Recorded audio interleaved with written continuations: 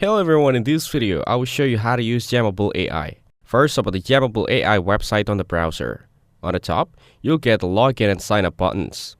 If you have an account previously, you can log into your account. To create a new account, click on sign up.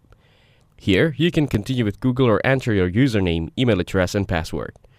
To continue with Google, hit the continue with Google button. Choose your Google account and continue to create an account on Jammable AI.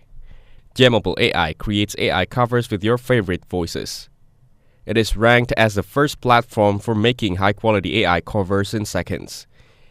You can click on the Create button to start using it. It'll also show the trending voices and click on the one you want. To create a song, click on Create button and click on the plus icon of Audio to Song. Choose a song source from Upload Song, Library, Record, and a text speech. Now, click on Upload Song and select from your files.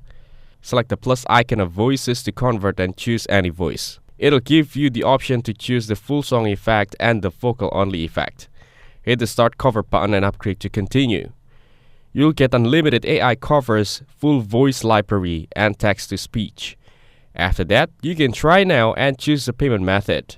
By choosing a card, enter the card number, expiration date, security code, and country.